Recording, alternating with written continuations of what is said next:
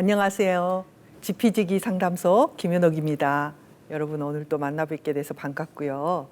자, 오늘의 주제는 뭐냐면 착한 아이 콤플렉스라는 이야기예요. 여러분 들어보셨죠? 왜 착한 아이라는 이 좋은 말에 콤플렉스라는 말을 붙였을까? 되게 궁금하시죠? 사연을 하나 소개를 해볼게요. 이런 이야기가 있네요.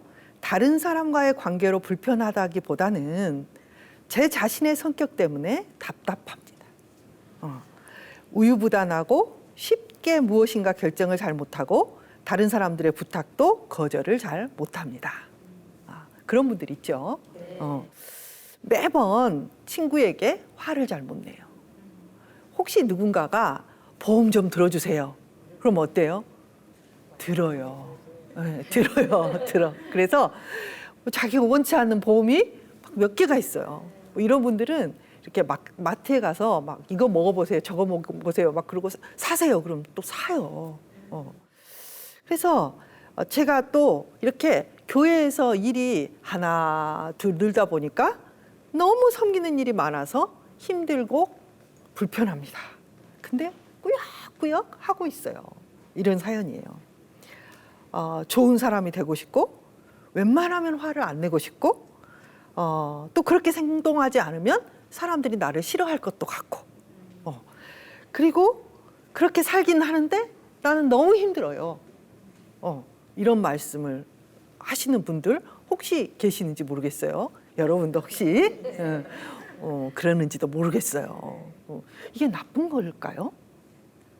이렇게 착한데 이게 나쁜 걸까요? 저는 의외로 이 교회에서 성도들 가운데 이런 분들이 꽤 있다고 봐요. 그런데 그러면 왜 이게 문제인가? 열심히 들어주고, 열심히 부탁도 들어주고, 나를 희생하고, 내가 다 이렇게 하는데 뭐가 문제야?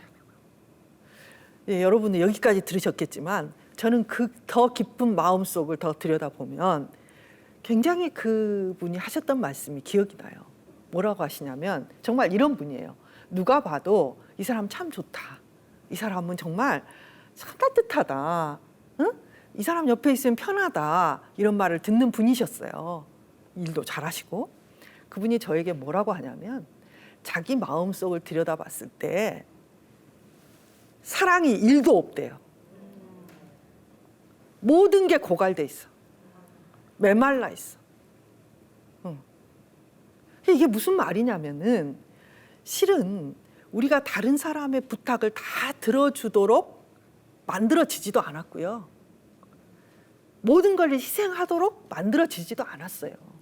희생이라는 거는 내가 어떤 주체성을 가지고 하나님 앞에 소명을 가지고 그것을 위해서 달려가는 것과 주위에서 이렇게 부르면 이리 가고 저렇게 부르면 저리 가고 저쪽에서 뭐라 그러면 이 말 듣고 저쪽에서 뭐라 그러면 이 말 듣고 살면서 자기를 소진시키는 거는 너무나 다른 이야기죠.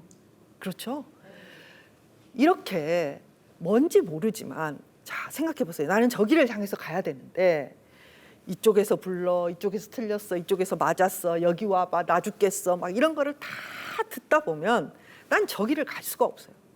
내 삶에서 가야 되는 그 지점을 그게 무엇인가 우리는 잘 몰라요. 근데 하나님 우리를 이 땅에 보낸 목적이 있지 않겠어요? 그런데 그걸 갈 수가 없어요. 그게 정말 착한 건가? 그래서 여기에 콤플렉스, 착한 아이 증후군 뭐 이런 걸 붙여서 이렇게 부르는 이유는 그것이 우리가 사랑하는 데에 도움도 되지 않고 내가 건강하게 사는 데도 도움이 되지 않아요. 그런데 이 사람들은 왜 그렇게 살까요? 이건 어렸을 때부터 내 중심이 아니라 타인 중심의 사회적 역할을 하도록 이게 너무 강력하게 훈련되어지거나 만들어진 성격이라고 볼 수 있어요. 그러면 우리가 타인 중심적으로 사는 게 또 나쁜 거냐? 괜찮아요. 괜찮아. 근데 문제는 뭐냐면 균형이죠. 균형. 나를 향한 부분과 타인을 향한 부분이 건강하게 균형이 잡혀 있어야 되는데 어찌된 일인지 타인의 기대에 부응하고 타인의 평가와 감정에만 훨씬 안테나가 더 민감하게 서 있는 거예요. 나의 감정, 나의 원하는 바, 내가 무엇을 할 것인가 라는 부분에 안테나도 서 있어야 되고, 타인이 어떤 감정인가, 무엇을 느끼는가, 뭐가 불편한가라는 안테나도 함께 서 있어야 돼요. 그런데 이런 사람들은, 오늘 배울 이분들은 이 자신에 대한 안테나는 거의 내려가 있고 타인에 대한 안테나만 민감하게 돼 있는 경우일 경우가 많단 말이죠. 타인의 기대에 부응해요. 그리고 타인의 평가와 감정에 예민해요. 심지어는 내가 지금 화가 났는지 슬픈지도 잘 몰라. 그런데 옆에 있는 사람 눈 이렇게 뜨면 저 사람 화났구나. 이거는 막 귀신처럼 알아. 자기 다리는 막 부러져 있는데 자기 다리 부러진지도 몰라. 근데 다른 사람 손이 조금 불편한 것 같으면 어머나 손이 끼세요. 막 이런 식으로 사람들에게 이제 다가가는 거죠. 이런 이야기를 해요. 위니컷이라는 학자가 어떤 이야기를 하냐면, 어린 아이가 세상에 태어나면 본질적인 자기의 부분이라는 게 있다는 거예요. 이걸 진짜 자기라고 불렀어요. 본질적인 자기. 그러니까 좀 쉽게 설명하자면 이런 거예요.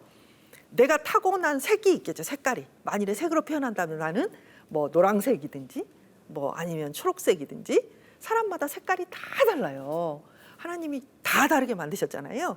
나만의 색깔이 있어요. 근데 아이들이 세상에 딱 태어났을 때는 진짜 자기스러운 색깔, 자기스러운 모습, 개성을 가지고 태어난대요.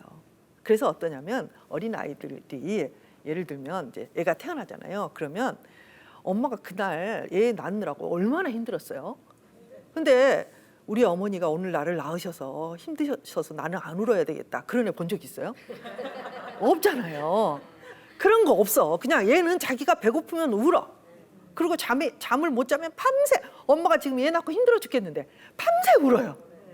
그러니까 뭐냐면 타인의 감정이 어떤지 이런 거는 전혀, 오직 자신의 컨디션에만 맞춰져 있어요. 자신스럽단 말이에요. 이런 진짜 자기의 부분, 진짜 나에게 초점이 맞춰져 있고 내가 무엇을 원하고 내가 어떤 감정이고 내가 어떤 사람인지에 되게 맞춰져 있어요. 태어났을 때. 그래서 이제 이렇게 자라요. 그런데 실은 자기만 아는 인간처럼 꼴불견은 없죠. 그죠? 막 빵이 2개가 있는데 동생도 있는데 실은 내가 다 먹고 싶지. 그렇지만 그러면 안 돼. 엄마가 그렇게 가르친단 말이에요. 동생도 먹어야지. 그리고 또 이제 그래도 동생이 주기 싫은데 내게 가장 중요한 엄마가 내가 2개 다 먹으면 어때요? 응징이 들어와요. 그래서 어떠냐면 어쩔 수 없이 이제 타협을 하게 돼요. 그게 이제 뭐냐면 가짜 자기의 부분이에요. 껍질 자기예요. 자기는 본능적으로 빵 2개가 먹고 싶은데 이걸 다 먹었다가는 우리 엄마한테 혼나. 엄마가, 내가 좋아하는 엄마, 내 생명 같은 엄마가 나를 싫어해. 그래서 이제 엄마가 원하는 나를 만들어가는 거예요. 그래서 타협하게 돼요. 그게 이제 껍질이에요. 실은 내용에 가장 중요한 거는 뭐냐면 껍질이 아니죠. 껍질은 진짜 나의, 땀으로 보자면 정말 중요한 부분, 안에 뭐 이렇게 영양분을 흡수하거나 이런 부분들이 가장 중요하고, 그 다음에 껍질은 그걸 보호하기 위한 거잖아요. 그런 것처럼 이 껍질, 세상에 적응하기 위해서 타협도 하고 타인에게 맞춰주고 좀 양보할지도 알고, 실은 그게 다 이때 어린아이 때 이제 배우는 거예요. 그런데 이제 어찌된 일인지 어떤 사람들은 진짜 자기의 부분이 자라나기 전에, 이게 좀 자라나야 되는데 자라나기 전에 이 껍질만 많아진 그런 성격이 있어요. 그러니까 뭐냐면 내가 뭘 원하지? 이게 내가 뭘 원하지는 실은 나의 이기심이라는 측면보다는 되게 중요한 나의 본질하고 관계돼 있는 부분이에요. 내가 원한다고 해서 다 그렇게 하지는 않아. 그렇지만 본질적으로 내가 노란색인지 빨강색인지 보라색인지 이런 거예요. 어떤 사람은요, 그렇게도 그림이 그리고 싶어요. 어떤 사람은 다른 사람과 함께 있는 게 가장 즐거워. 어떤 사람은 또 글 쓰는 게 또 즐거워요. 아니, 글을 써서 밥이 나오니 뭐가 나오니, 그림 그려서 뭐 하니, 그런데 그림을 그리고 싶어. 그런데 글을 쓰고 싶어. 그런데 나는 그게 막 내가 아는 애 중에 하나는 곤충을 그렇게 좋아해요. 곤충을. 그래서 막 이렇게 아빠한테 말을 안 듣다가도 아빠가 너 그렇게 말 들으면 다음에 뒷산에 같이 올라가서 잡아줄게. 그러면 무슨 말이든지 다 들어요. 너무너무 좋아해. 식물, 곤충 막 이런 거 관찰하고 잡고 그러면 너무 좋아해요. 그건 뭐예요? 타고난 거예요. 본질. 그 아이의 본질. 그 본질이 뭐냐? 하나님이 우리를 이 땅에 보낼 때 소원을 우리 안에 두셨어요.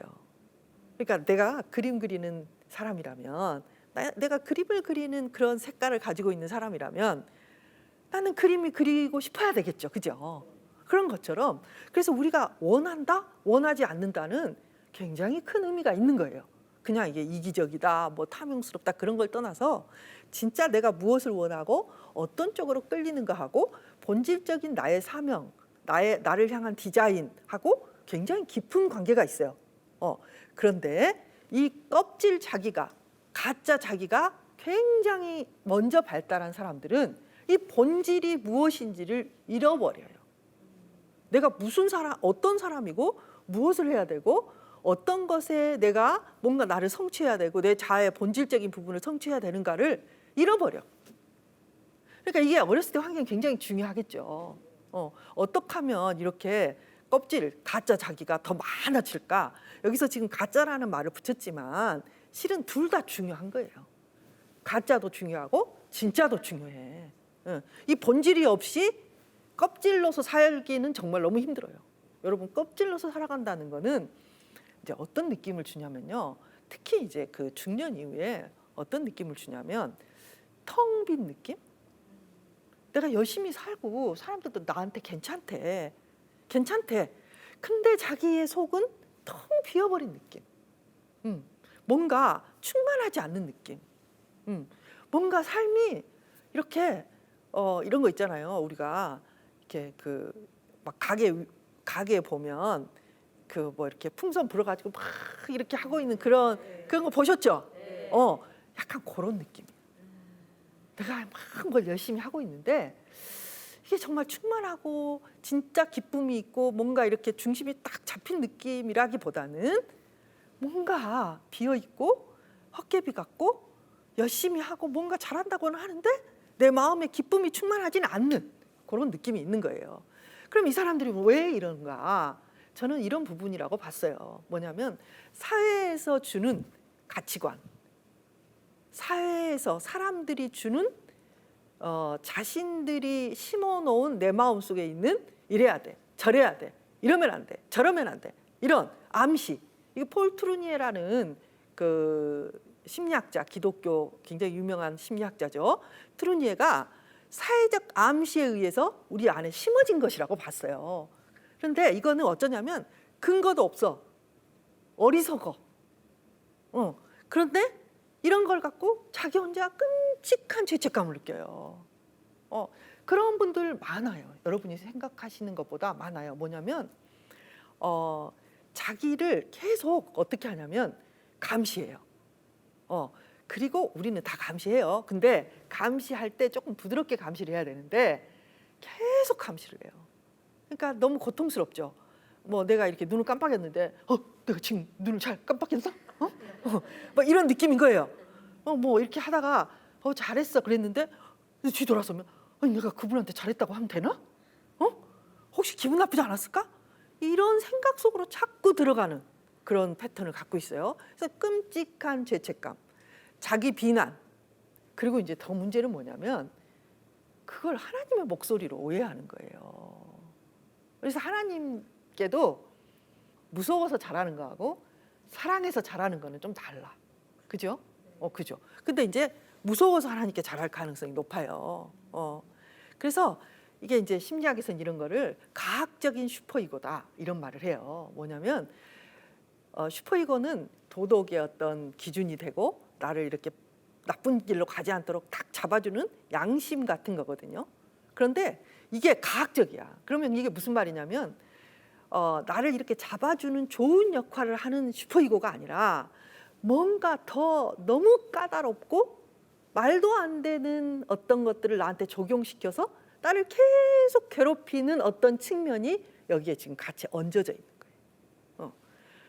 이거는 이제 어떻게 생기냐면 우리는 이제 어렸을 때 뇌가 이게 0세부터 3세 사이에 거의 80%가 완성이 돼요. 완성이 돼요. 태어날 때는 또 완성되어 있는 뇌가 있고 태어나서 완성되는 부분이 있는데 태어나서 발달이 되는 아주 중요한 부분이 뭐냐면 이 전두엽이에요. 근데 실은 인간에게는 모든 뇌가 중요해요. 그런데 인간이 포유류도 아니고 파충류도 아니고 이렇게 인간인 이유는 이 전두엽 때문이에요. 전두엽이 모든 논리, 과학, 이성 이런 것을 다 전두엽에서 관장을 한단 말이에요. 근데 이 전두엽이 실은 태어날 때 가장 미성숙하게 태어나요. 그러니까 이 전두엽이 이제 0세부터 계속 발달이 되는데 이때 발달이 되고 기억을 하면서 그러니까 이제 처음에 태어날 때 되게 미성숙한 상태로 태어나서 그때 경험하는 나. 여러분 우리가 태어날 때 어떤 상태로 태어나요? 완전히 무능한 상태로 태어나잖아요. 너무 무능하고 뭐 판단력도 없고 사고력도 부족할 때 태어났잖아요. 근데 그럴 때 그런 어린 시절에 내가 좌절을 경험한다든지 뭘 조금 이렇게 내가 좌절을 경험한다기보다는 실은 환경이 엄마가 슬프다든지 엄마 아빠가 자주 싸운다든지 뭔가 환경이 불안정해. 그렇게 되면 아이들은 이 부족한 논리로 자꾸 자기를 탓하고 너 때문이야. 너가 잘해야지. 너가 착한 아이가 돼야지.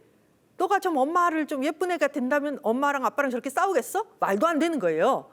근데 가령 예를 들면 이런 식으로 자기에게 자기를 이렇게 괴롭히는 어떤 사고 방식이 생겨요. 이해되세요? 그러니까 굉장히 어릴 때 이렇게 미성숙한 상태에서 세상에서 뭔가를 자극을 받고 거기에서 내 자신에게 뭔가 써놓은 게 있단 말이에요. 그 써놓은 게 뭐냐면 이런 거예요. 절대 잘해야 돼. 응? 아무도 너를 싫어하게 하면 안 돼. 절대 실수하면 안 돼. 이 세 가지 말은 다 말도 안 되는 소리예요. 있을 수 없는 일이야. 그런데 이 미성숙한 나의 뇌에 새겨져 있어요. 이런 게 많이 새겨질수록 커서 더 착한 짓을 하려고 하고 이 뇌에 새겨진 말도 안 되는 메시지를 그걸 반복적으로 나에게 반복하면서 살아가게 돼요. 그러니까 실은 착한 아이처럼 굴고 있는 수많은 사람들이 이런 식으로 아주 어릴 때 자기 자신에게 새겨놓은 어떤 메시지. 우리는 하나님의 메시지로 살아야 되잖아요. 그런데 우리는 어렸을 때 부모로부터 받은 또는 환경으로부터 받은 말도 안 되는 메시지에 따라서 살아가고 있는 경우가 너무너무 많아요. 그래서 성경이 뭐라고 하냐면 옛 자아를 깨트리라고 하거든요. 그리고 자기를 새롭게 하라고 해요. 많은 부분이 저는 이런 식으로 어렸을 때 새겨진 말도 안 되는 나를 괴롭히는 삶을 살아가는데 도움이 되지 않는 그 새겨진 메시지가 있단 말이에요. 그 메시지들 때문에 무조건 잘 보여야 돼. 그리고 또 이런 거예요. 절대 실수하면 안 돼. 말도 안 되는 거거든요. 말도 안 돼. 어떻게 사람이 실수하지 않을 수 있어요? 그런데 또 이런 분들은 그게 자기 속에서 계속 맴맴 돌고 있지만 스스로 잘 몰라요. 설마 자기가 그런 생각하고 있다는 것도 몰라요. 자기 속에 그런 메시지가 새겨져 있다는 것도 몰라요, 실은. 보이면 야, 너 거기 그 잘못 써줬다. 응? 고쳐라. 뭐 이렇게 말할 수 있을 텐데 자기도 몰라요. 주위에 있는 사람도 쟤가 도대체 왜 그러지? 잘 몰라요. 그래서 문제가 되는 거예요. 이제 듣고 있는 여러분들도 마음속에 혹시 내가 그때 그렇게 창피하고 수치스럽고 내가 왜 그랬을까 하는 그 마음속에 실은 그 밑에 절대로 실수하면 안 돼. 혹은 어느 누구에게도 비난 들어서는 안 돼. 또는 내가 만나는 모든 사람들에게 나는 사랑받아야 돼. 내가 좋은 사람이 돼야 돼. 뭐 이런 생각을 하고 있을지 모르겠어요. 그게 나쁜 생각인가요? 뭐 할 수만 있다면 좋은 생각이죠. 근데 문제는 왜 나쁘다고 볼 수 있냐면 이것 때문에 내가 진실하지 못해요. 진실하지 못해. 여러분, 관계라는 거는 사람들은요, 내가 잘해주면 좋아할 것 같죠? 그렇지 않아. 잘해주는 것보다 더 좋아하는 게 뭔지 알아요? 진실해야 돼. 맞죠? 너무너무 잘해줘. 근데 너무너무 잘해주고 만날 때마다 친절한데 뭔가 저 사람하고는 마음이 닿는 느낌이 없어. 뭔가 마음이 이렇게 탁 이렇게 맺어지는 그런 진한 느낌이 없어. 늘 인사는 하지만 다가가지 못해. 그 사람이 왜 다가가지 못하나? 그 사람이 실은 이런 사람일 수 있어요. 자, 아까 뭐라 그랬냐면 사랑할 일도 없지만 엄청 사랑하는 척 해줘. 그러니까 이게 뭐냐면 예수님도 모든 사람 예수님을 좋아했나요? 아니에요. 예수님도 못하신 일을 하려고 한단 말이에요, 이 사람이. 네? 예수님도 싫어하는 사람들이 있었어요. 왜 싫어했을까요? 예수님은 분명하신 분이에요. 당신이 누구십니까? 여러분, 당신이 누구십니까? 그러면은 제가요. 제가 조금 하는 것 하나도 없는데 막 이렇게 할 수 있어요. 그렇게 하지 않으셨어요. 당신이 누구세요? 내가 하나님의 아들이다. 나를 본 사람은 하나님을 봤잖아? 그러니까 예수님은 진실하고 단호하게 탁 말씀하셨기 때문에 그때부터 어떻게 했어요? 죽이려고 눈에 불을 켰다. 뭐 이런 내용이에요. 여러분, 이 진실하다는 거는 다른 사람이 나를 조금 안 좋아할 수 있어요. 또 진실하고 내 선호가 분명한 것 때문에 나하고 안 맞을 수 있어요. 그렇지만 우리는 되게 배려해야 되겠죠. 될 수 있으면 모나지 않게 배려해야 되겠죠. 그렇지만 중요한 거는 진짜 나의 말을 하는 거예요. 실은 내가 이런 거는 참 힘들어. 정말 해주고 싶은데 이거 내가 지금 처지가 아니야. 이런 말 할 수 있어야 돼요. 근데 어떤 성격들은 그런 말을 너무너무 못하는 거예요. 너무너무 못하는 거죠. 자, 그래서 이 미성숙한 상태에서 뇌에 새겨진 이런 메시지를 붙들고 일생을 살면서 고통 중에 살아간단 말이에요. 이런 말. 여러분 속에는 이런 말이 없을까요? 보통 이렇게 제가 물어보면 아유, 제가 설마 그렇게 생각하겠어요? 아유, 아니에요. 그런 분들도 이렇게 마음을 따라서 점점 깊이 들어가 보잖아요. 의외로 이런 게 숨겨져 있어요. 밑바닥에. 네. 근데 어떤 부부가 왔는데 너무 많이 싸우는 거예요.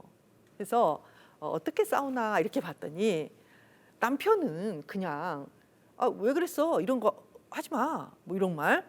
여기 들어오면서 그냥 신발 내가 챙길 테니까 이쪽 건 이렇게만 치워줘. 이런 말을 해요. 남편이 사소하게. 그런데 아내가 그 말을 들으면 이제 자기 속에 이런 죄책감이 많아요. 아까 말했던 그런 죄책감. 그러니까 내 속에서 어떤 마음을 가지고 있냐면 너 하나라도 틀리면 안 돼. 응? 너 그렇게 못하잖아. 이것도 틀렸고 저것도 틀렸잖아. 너 잘할 리는 없죠. 100점을 맞을 리는 없으니까. 그런 걸로 가득 차 있는 아내가 남편이 그냥 신발은 이쪽으로 이렇게 놔. 그러면 이렇게 듣는 거예요. 내가 틀렸다는 거야? 내가 잘못했다는 거야? 그리고 막 화를 내요. 왜 그런 말을 해? 왜 신발을 여기 놓으라 저기 놓으라 하는 거야? 왜? 당신이 나를 무시하는 거잖아. 정말 이상한 사람이네. 그 이제 남편이 늘 말을 할 때마다 마음에 불안이 오는 거예요. 또 이 말하면 또 아내가 화를 내면 어떡하지? 근데 실은 그 아내 마음속에는 뭐가 있냐면 조그만 문제가 생겨도 나 때문이야? 내가 잘못했어? 어떡하지? 이런 마음들이 너무 많은 거예요. 여러분, 자기 스스로를 자기가 막 비난하잖아요. 그럼 아까 말했던 전두엽 있죠, 전두엽. 이 전두엽에서 늘 좋은 방법을 생각해내고 이렇게 절차를 밟아가고 좋은 어떤 합의점에 도달하는데 굉장히 중요한 데가 전두엽이거든요. 그런데 막 죄책감에 빠지고 내가 잘못했다 막 이렇게 사람이 그 우울에 빠지고 당혹하게 되고 수치심에 빠지잖아요. 그럴 때 전두엽의 그 활동이 확 떨어져요. 그러니까 좋게 이야기하고 그냥 이렇게 뭔가를 이렇게 해야 될 텐데 그 순간에 이 해야 되는 기능을 해야 되는 전두엽이 멈추다시피 하는 거예요. 여러분 잘 생각해 보세요. 여러분이 갑자기 막 당황스럽게 어디 가서 발표를 해야 된다거나 무슨 일이 생겼을 때 머리가 하얘진다 이런 말 하죠. 그거예요, 바로.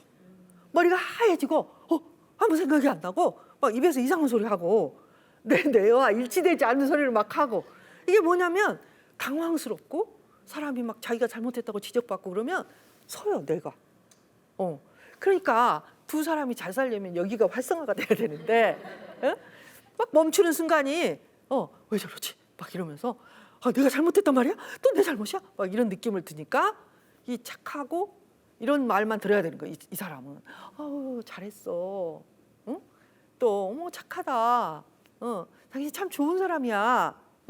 아유 김 집사님은 왜 이렇게 사람이 좋아요? 이 소리만 들어야 되는 거예요. 그러니까 딴 소리가 들리면 어때요? 안 되지. 막 이러면서 뇌가 갈팡질팡 이렇게 되는 거예요. 그래서 참 어렵죠. 네.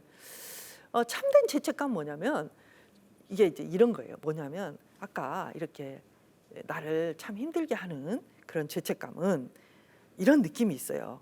기능적 죄책감은 이렇게 이쪽에서 탁 밀어. 그러면은 탁 밀려. 또 이쪽에서 밀어. 그럼 또 이렇게 밀려. 저리 가봐. 그러면 저리 가. 이리 가는 게 좋아. 그럼 이리 가. 갈팡질팡하는 그런 느낌이라면 진짜 죄책감 뭐냐면 이런 거예요. 내가 저기를 향해서 가야 돼. 저게 옳은 길이야. 그래서 내가 내 삶에 이렇게 하는 게 맞아. 내가 이걸 이렇게 공부하고 그 다음에 어떻게 해서 이런 관계를 만들어야지. 이건 주도적이죠. 이게 반응적이 아니죠. 이 죄책감이에요. 참된 죄책감은 이것이 옳아. 이렇게 하는 것이 맞아. 나는 인생을 어떻게 살아야 될까? 나는 예를 들면 그래도 조금 이렇게 공부를 좀 해야 되겠어. 공부를 해서 이거 이렇게 해서 이렇게 나가야지. 자, 내가 이제 50이니까 50부터는 어떻게 이런 거예요.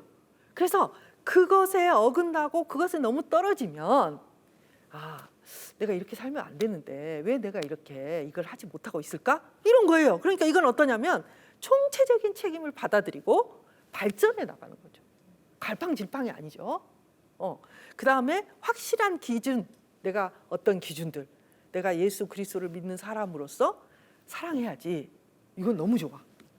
그런데 사랑을 해야 되는데 내 마음속에 왜 이 부분에 대해서 이렇게 걸리지? 저 사람에 대해서는 왜 사랑이 안 되지? 이거 너무 좋아요. 그런데 아까 기능적 죄책감 이런 거예요. 왜 그 집사님 오늘 그런 말을 했지? 나를 뭐 싫어하나? 완전히 다르죠. 그래서 이런 확실한 기준에 대한 진정한 자각, 그리고 자신이 거기에 대해서 어떻게, 근데 이런 거죠. 내가 왜 그 사람을 사랑하지 못할까? 네가 잘못했네? 이런 거라기보다는 내가 왜 사랑하지 못했다면 이유가 있겠지. 너가 왜 그러니? 그래서 내가 이런 부분을 참 불편해하는 사람이구나. 뭐 이런 걸 깨닫고 진짜 사랑으로 가는 길을 만들어내는 그런 죄책감. 멋진 죄책감이잖아요. 그렇죠? 완전히 다른 죄책감인 거예요. 우리는 일단 이상한 죄책감을 가지고 그것이 하나님의 음성이라고 생각하고 갈팡질팡하면서 누군가 이제 교회 안에서도 저 사람이 이랬어, 저 사람이 이랬어 막 괴로워한단 말이죠. 이제 자, 무엇을 추구해야 되는가에 대한 진정한 책임감이 있고 끌려가는 게 아니라 주체적이고 반성적인 그런 부분이 있겠어요. 어떻게 변화될 것인가? 하나님이 우리를 이렇게 만드실 때 어떻게 만드셨냐면 변화할 수 있게 만드셨어요. 그게 이제 학자들에 의해서 되게 연구가 되는데 요즘은 뇌에 관한 연구들이 굉장히 많아요. 그런데 이게 굉장히 중요한 게 뭐냐면 뇌의 가소성의 원칙이라는 거예요. 그게 뭐냐면 이 뇌의 어떤 형태를 계속 어떤 식으로 변화시키려고 하면 변화가 된다는 거예요. 되게 희망적이죠. 근데 이제 저번 시간에도 말씀드렸지만, 이 길이 아니구나, 변해야지, 촥 이렇게 변하지는 않아. 알겠어요? 그러니까 내가 어떤 상태이고 무엇에 매여 있는지를 인식하고 그것들을 반복적으로 계속 반복적으로 변화시키는 것이 아주 중요해요. 여기 보면 내가 어떤 상태인지를 봐야 된다. 그래서 여러분에게 설명을 한 거예요. 뭐냐면 이 앞에 있는 설명들을 제가 많이 하는 이유가 그 설명 속에서 여러분을 비춰보시라는 거죠. 여러분 속에 이제 생각을 떠올려 보세요. 얼마 전에 내가 굉장히 속상했던 적이 있다. 그럴 때 내가 뭐가 속상했지? 어떤 느낌이었지? 내가 왜 그렇게 그런 지점에서 화가 나고 속상하고 밤에 잠이 안 온 거지? 뭐 그런 지점으로 파고 들어가면 뭘 발견할 수 있냐면 내 안에 새겨진 메시지를 발견할 수 있어요. 그 메시지가 결국 우리는 이런 거거든요. 정말로 올바른 진리가 내 마음에 새겨지는 게 우리의 목표예요. 그런데 실은 그것이 새겨지기 전에 우리 안에는 아주 유아 때부터 새겨진 말도 안 되는 터무니없는 메시지들이 있다는 거죠. 그걸 발견하고 그 죄책감을 내가 이런 다른 사람과의 부딪힘 속에서 이 부딪힘 자체가 힘든 게 아니라 그 속에서 부딪히는 것이 나빠. 사람들이 나에게 불편해하는 것 자체가 나쁜 거야. 너는 나쁜 아이야. 라는 것이 숨겨져 있구나. 뭐 이런 걸 발견하는 게 아주 좋아요.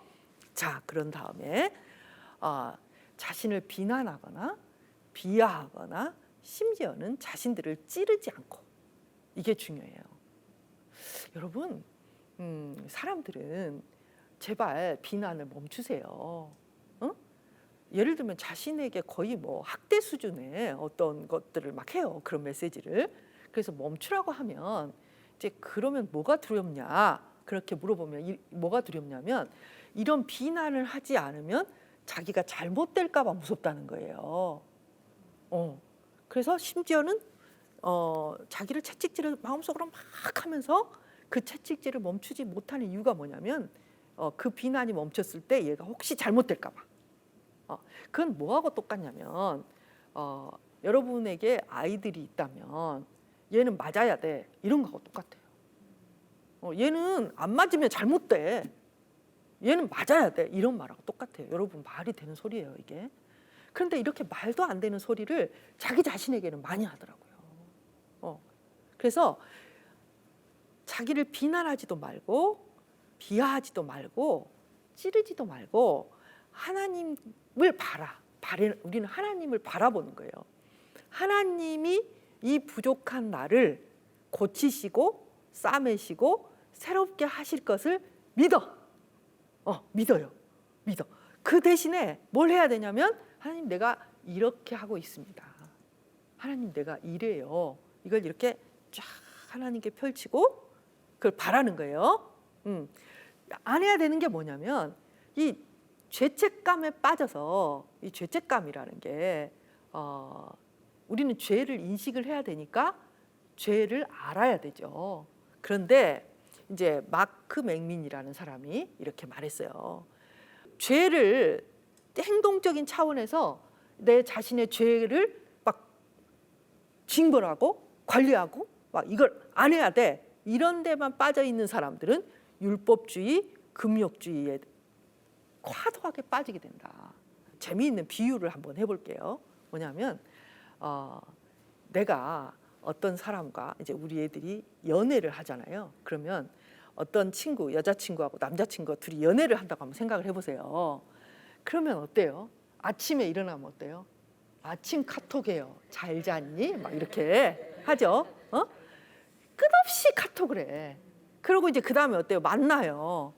그래서 헤어졌어. 그럼 집에 오면 또 뭐예요? 또 전화해.